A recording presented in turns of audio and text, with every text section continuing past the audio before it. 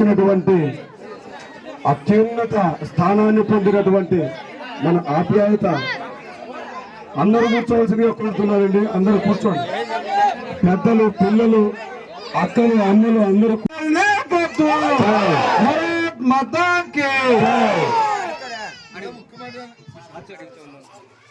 అందరూ కూర్చోవాలి.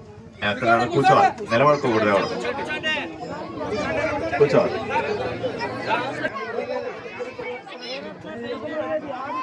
అంతేగాని అంతకుమించి ఏం లేదు. గేర్లో వేసిన రోడ్లే ఉన్నాయి, వేసిన కుళాయిలే ఉన్నాయి, వేసిన కరెంట్లే ఉన్నాయి. కమిషనర్లు వస్తున్నారు, పోతున్నారు, కానీ ఒక్కరు పట్టించుకోవడంలే. కానీ చాలా మంది దూరభారం పోయి బతున్నారు. కానీ అక్కడ ఏమనైతే అర్ధాచరు లేకున్నట్టు ఉన్నారు సార్. ఒకటి సార్, కొండ నీళ్ళు వస్తే కాళ్ళు సరిగ్గా లేవు. మాకు పాత స్కూల్ ఉంది సార్, అక్కడ గవర్నమెంట్దే. దాని ఆ స్కూల్ కాడ రోడ్డే లేదు. మెయిన్ వచ్చి పిల్లలు బాత్రూమ్ కానీ లేవు, ఇంటింటికి రోడ్లు, మెయిన్ రోడ్ అందరూ. కానీ ఇక మా మామ పెద్ద మామ మాట్లాడతాడు, ఇంకా ఇంకా చిన్న మాట్లాడండి సార్. నెలల కింద 2 నెలల కింద నేను ఇక్కడే కూర్చోనున్నా. గుర్తుందా మీకు అందరికి? 2 నెలల కింద మీరు కింద ప్లాస్టిక్ వేశారు, ఇక్కడే అందరూ కూర్చున్నాం, మాట్లాడుకున్నాం. మీరందరూ ఓటేయండి, నేను మీతో ఉంటానని చెప్పినాను. మీరందరూ కూడా నన్ను ఆశీర్వదించినారు. ఈరోజందరూ మీరేసిన ఓటు వల్ల నేను ఎమ్మెల్యే అయినా.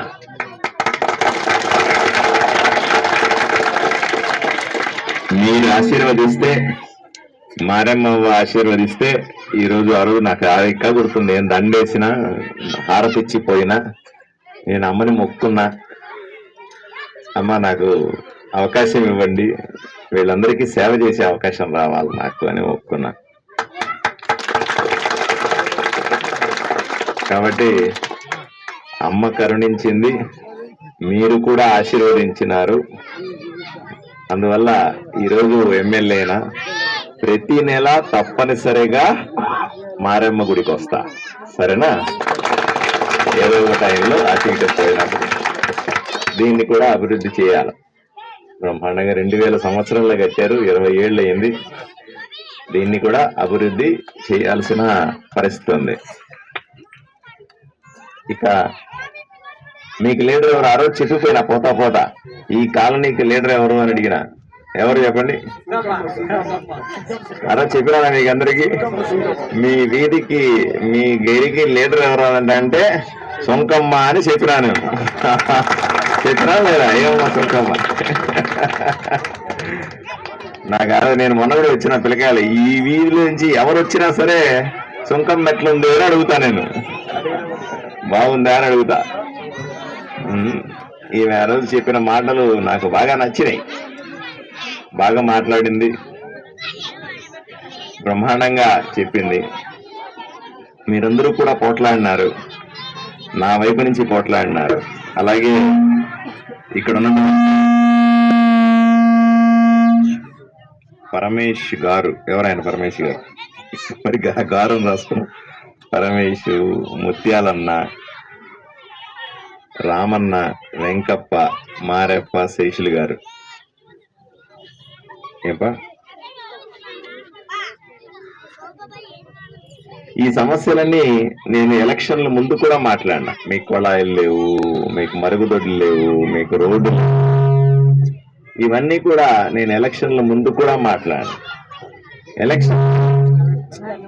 ఎలక్షన్లు అయిన తర్వాత నేను ఎమ్మెల్యేగా వస్తానని తెలుసు నాకు. ఎమ్మెల్యే అయిన తర్వాత మీ దగ్గరికి వచ్చి మళ్ళీ అన్ని విషయాలు తెలుసుకుంటాను అని చెప్పిన. ఆ రోజు నేను ఇంటింటికి తిరిగే సమయం కూడా లేదు. ఇప్పుడు మీరు నన్ను ఎమ్మెల్యే చేసినారు, నేను ప్రతి ఇంటికి కూడా తిరగాల. ప్రతి ఇంటికి వచ్చి మీ ఇంట్లో మనిషిలాగా, మీ కుటుంబ సభ్యుల్లాగా నేను మీ ఇంట్లో కష్టాలన్నీ తీర్చాల్సి ఉంది. అర్థమైందమ్మా? సో రాబోయే 5 సంవత్సరాలు మీరు ఎప్పుడన్నా మీరు ఎప్పుడన్నా మీ ఇట్లాంటి ఎమ్మెల్యేని చూసినారా? ఎలక్షన్లు ముందు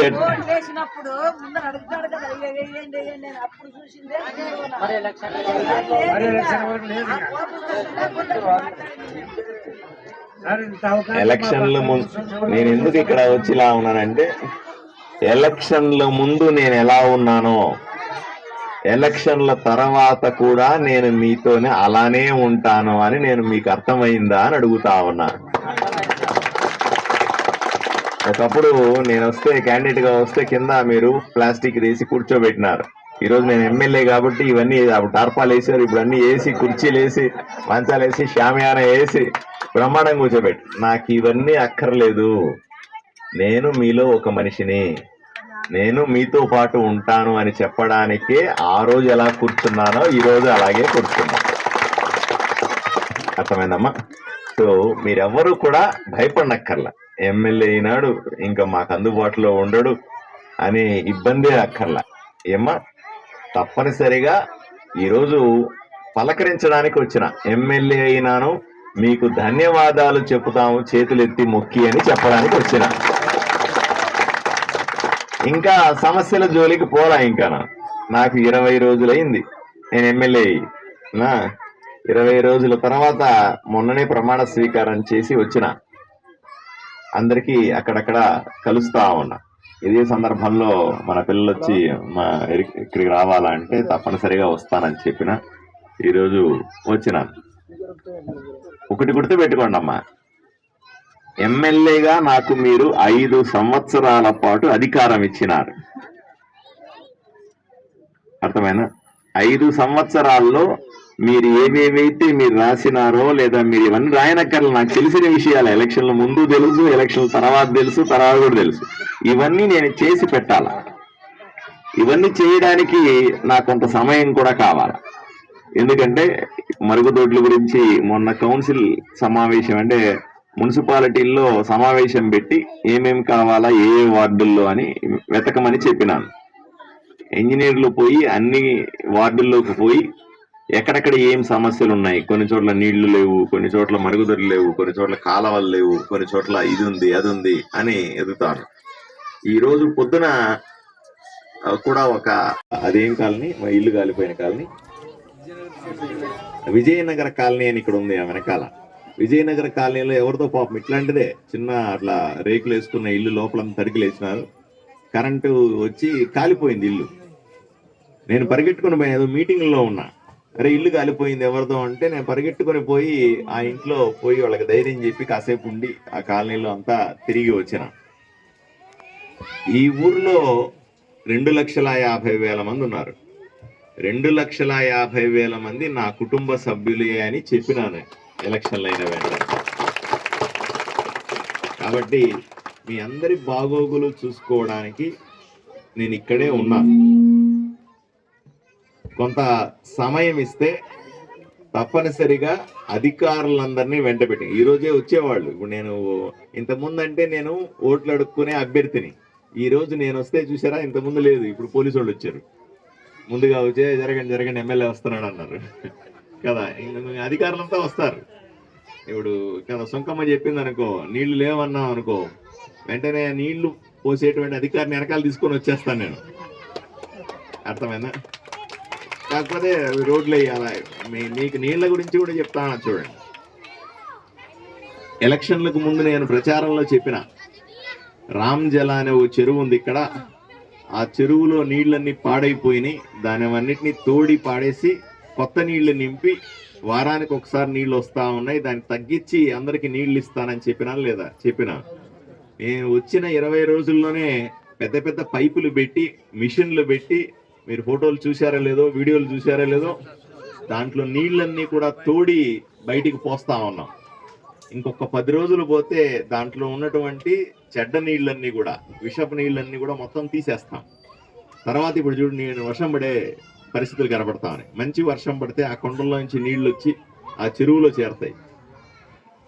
మళ్ళీ వచ్చే సంవత్సరం కంటే మళ్ళీ వేసవి కాలంలో మనకు నీళ్లు తక్కువ పడతాయి కదా, ఆ సమయానికి తప్పనిసరిగా ఈ వారానికి ఒకసారి నీళ్లు కాకుండా ప్రతి 2 రోజులకు ఒకసారి నీళ్లు లేదా వీలైతే రోజు నీళ్లు ఇచ్చే ఏర్పాట్లు చేయడానికి అక్కడ విపరీతంగా పని చేయిస్తా ఉన్నా దగ్గర ఉండి.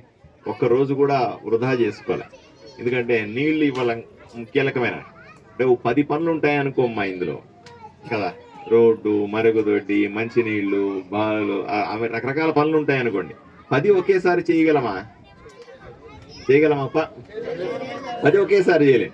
ఒకదాని తర్వాత ఒకదాని డబ్బులు కూడా సరిపోవు. ఇప్పుడు మున్సిపాలిటీలో డబ్బులు కావాలి కదా సుంకమ్మ కదా, ఒకేసారి డబ్బులు రావు. కొద్దిగా ఓ పనే. ఇప్పుడు ఇల్లు పని మొదలు పెట్టినామనుకో, ఇట్లా అంటేనే ఇల్లు రాత్రి రెడీ అయిపోతుందా? పునాదులు వేయాలా కదా, పిల్లర్లు కట్టాలా, గోడలు కట్టాలా, సిమెంట్ వేయాలా, పైకప్పు వేయాలా, లోపలన్నీ కట్టాలా కదా. ఒక ఇల్లు కట్టడానికే 2 ఏళ్ళు పడుతుందా పట్టదా? మరి ఇవన్నీ పనులు, మీరు ఇచ్చిన పనులన్నీ చేయడానికి సమయం కావాలా లేదా నాకు? కాకపోతే ప్రతి ఒక్క పని కూడా మొదలు పెడతా ఇప్పుడే మొదలుపెట్టి మీరంతా మీ కళ్ళతో చూసే సమయానికి కొంచెం టైం పట్టచ్చు. కానీ నేను రోజుకు 15 గంటలు పని చేస్తా ఉన్నానని మీరు గుర్తుపెట్టుకోండి. మీరు 8-9 గంటలు కూలికి పోయిస్తేనో పనికి పోయిస్తేనో అలసిపోతారా లేదా? నేను 15 గంటలు పని చేస్తే నేను కలిసిపోతా ఉంటాను చూడండి. అయినప్పటికి కూడా ఈ ఊరు బాగు చేయాలని, మీ అందరికీ కూడా ఈ సదుపాయాలు ఇవ్వాలని నేను పని చేస్తా ఉన్నా. దేవుడు కరుణించి ప్రభుత్వాలు కూడా పైనుంచి కూడా కొంత డబ్బులు టయానికి పంపించి అన్నీ అనుకూలిస్తే ఒకటొకటి మీకు అందరికీ కూడా పూర్తి చేస్తా. ఏమ్మా, ధైర్యంగా ఉండాలి. అర్థమైందా? మీ ఇంట్లో మనిషి, మీ ఎరికల కాలనీలో ఒక మనిషి ఎమ్మెల్యే అయినాడు అని అనుకోవాలి మీరు. అర్థమైందా? ఆ ధైర్యం మీకుంటే నేను తప్పనిసరిగా మీ అందరి ఇళ్ళు, మీ అందరి పరిస్థితులు మార్చి, నేను మొన్న మీ ఎరికల కాలనీకి ఎరికల వెంకటేష ఆయన ఇంటికి పిలిచినాడు. పెద్ద బంగళా కట్టినాడు, ఆ ఊరు అవతల బంగళా కట్టినాడు. ఇంటికి పిలిచినాడు. నేను పోయి చూసి వచ్చి చెప్పిన, వెంకటేష్ భలే కట్టినావు అబ్బా, నువ్వు మంచి బాగా కట్టినావు. ఎవరన్నా ఏడుస్తాడు, ఇంత పెద్ద ఇల్లు కట్టాడేమే, నేను బ్రహ్మాండం కట్టామప్పా నువ్వు అని చెప్పిన. నేను మీరందరూ కూడా, ఇక్కడున్న యువకులందరూ కూడా బాగా ఎదిగి ఎట్లాంటి వ్యాపారాలు చేసి అంత పెద్ద బిల్డింగ్లు కట్టాలని నేను కోరుకుంటా ఉన్నా. అర్థమైనా? తమ్ముడు ఎవరు భార్య? ఈఎంఏనా? ఎవరు? వెంకటేష్ భార్యనా? అవునా? పెద్ద భార్యనా? సో నాకు సంతోషం వేసింది. ఎందుకంటే వీళ్ళందరూ కలిసి, మీరందరూ కలిసి ఆ రకంగా వ్యాపారాలు చేసి ఎదగాలని నా ఆకాంక్ష, నా కోరిక కదా. సుఖమా ఇంటనవా? మీరందరూ అలా ఎదగడానికి నేను సహకరిస్తాను, నేను సాయం కూడా చేస్తాను. మీరందరికీ కూడా, మీ యువకులకు కానీ, మీరు పనులు చేస్తే కానీ, మీరు ఆ రకంగా వ్యాపారాలు చేసుకోవడానికి నేను పూర్తి స్థాయి సహకారం అందిస్తా. నేను సాయం చేస్తా ఎమ్మెల్యేగా. అర్థమైందా? అందరూ కూడా పిల్లల్ని ఎంకరేజ్ చేయాలా, పిల్లలందరూ గట్టిగా నిలబడాలా, అందరూ అంత పెద్ద బిల్డింగ్లు కట్టాలా, అందరూ బాగా సంపాదించుకోవాలా, అందరూ బాగుండాలని నా కోరిక తీరుస్తారా అని అడుగుతా ఉన్నా. ఏమప్పా, నా కోరిక తీరుస్తారా ఈ గారులు? మీకు ఏ కష్టం వచ్చినా, మళ్ళీ గుర్తుపెట్టుకోండి, మీకు ఏ కష్టం వచ్చినా, నష్టం వచ్చినా, ఎవడన్నా మిమ్మల్ని దబాయించినా, మీ మీద రౌడీజం చేసినా, మీ మీద పోలీసులు వచ్చినా, మీ మీద గందరగోళాలు ఏదైనా వచ్చినా సరే, ఎవడన్నా కక్ష పట్టి మీ మీదకి వస్తే మీకు నేను అడ్డం నిలబడతా. అర్థమైనా? ఏ రోజైనా ఈ రోజు నుంచి మీరు చెప్పుకోండి, వారసారథి మావాడే, ఇక్కడ వచ్చి కూర్చుంటాడు అప్పుడప్పుడు మారమ్మ గుడి దగ్గర, చెప్పుకోవాలి మీరంతా. ఏమప్పా, ఈ ఫోటోలు వీడియోలు అందరూ చూస్తారు. ఇప్పుడు చూసినప్పుడు అనుకుంటారు, ఏమప్పా మా దగ్గర వచ్చి పెద్ద కుర్చీల్లో కూర్చుంటాడు, మరి ఆ ఎరికలు జరిగిపోతే మాత్రం కింద కూర్చుంటాడప్పా ఏమి అనుకోవాలి కదా. అంటారు కదా, అనరా కదా. నాకు పోతే పెద్ద కుర్చీలు వేస్తారు. మీరు ఫోటోలు చూడండి, పెద్ద కుర్చీలు వేస్తారు కదా. కానీ నాకు ఇలా ఉంటేనే ఇష్టం, నాకు ఇలా మీలో ఒక మనిషిగా ఉండడమే ఇష్టం, మిమ్మల్ని అందరినీ తీసుకొని ముందుకు వెళ్ళడమే ఇష్టం. కాబట్టి మిమ్మల్ని పలకరించడానికి వచ్చినాను. మీరు సంతోషంగా ఉండాలి, ఈ ఊరు మరింత సంతోషంగా ఉండాలి. ఈరోజు పొద్దున ఒక ఆమెని ట్రాక్టర్తో బుద్ధి చంపేశారని వెళ్తే నేను వెళ్ళిన హాస్పిటల్కి పోయినా. ఏమి అని అడిగితే 2 పార్టీలు కొట్టుకొని స్థలం నాది అంటే నాదని కొట్టుకు చచ్చిపోయారు అక్కడ. నేను పోయి చెప్పిన, వాళ్ళు చనిపోయిన ఆమె వేరే పార్టీ, వైఎస్ఆర్సీపీ పార్టీ అంటున్నారు, వీళ్ళు వేరే పార్టీ. ఈ ఊర్లో ఎలక్షన్ల వరకే పార్టీలు ఉండాలి, ఎలక్షన్ల తర్వాత రాజకీయ పార్టీలు అనేవి లేవు అని చెప్పినాను నేను. ఎవ్వరు కూడా కొట్టుకోవద్దు, తిట్టుకోవద్దు అని చెప్పిన. ఎవరికైనా ఏదైనా ఇబ్బంది వస్తే పెద్దన్నగా నేను నిలబడి మీకందరికీ సర్దుతాను అని చెప్తా ఉన్నా. గొడవలు ఉంటాయి, సహజంగానే గొడవలు ఉంటాయి, స్థలాల గొడవలు ఉంటాయి, అన్నదమ్ముల గొడవలు ఉంటాయి, ఆస్తి గొడవలు ఉంటాయి, పొలాల గొడవలు ఉంటాయి, ఇంకోటి ఉంటాయి. కానీ ఎక్కడా కూడా ఎవరు కూడా ఇబ్బంది పడద్దు. ఎందుకంటే గత ప్రభుత్వంలో ఎవడు పడితే ఆడు రికార్డులు మార్చేసి, ఎవడు పడితే ఆడు పొలాలు ఆక్యుపై చేసుకొని, దౌర్జన్యాలు చేసుకుని, పోలీస్ కేసులు పెట్టించి అట్లా గడిచిపోయింది అప్పుడంతా. కానీ ఇప్పుడు ఆ పరిస్థితి లేదు. రాబోయే 5 సంవత్సరాలు ఈ ఊర్లో ఉన్న ప్రజలందరినీ కూడా కన్న బిడ్డల్లాగా చూసుకునే ఎమ్మెల్యే ఇక్కడికి వచ్చినాడు అని మీరు ధైర్యంగా నిలబడాలి. ఏ పార్టీ అయినా సరే, వాడు ఏ కులమైనా సరే, ఏ మతమైనా సరే, అన్నీ ఒకటే అనే విషయాన్ని మీకు నేను తెలియజేస్తా ఉన్నా. ఏమ్మా, ఇంకా మీరు చెప్పండి. ఇప్పుడు సుంకమ్మ మాట్లాడుతుంది. మాట్లాడు, అప్పుడు మాట్లాడితే కదా.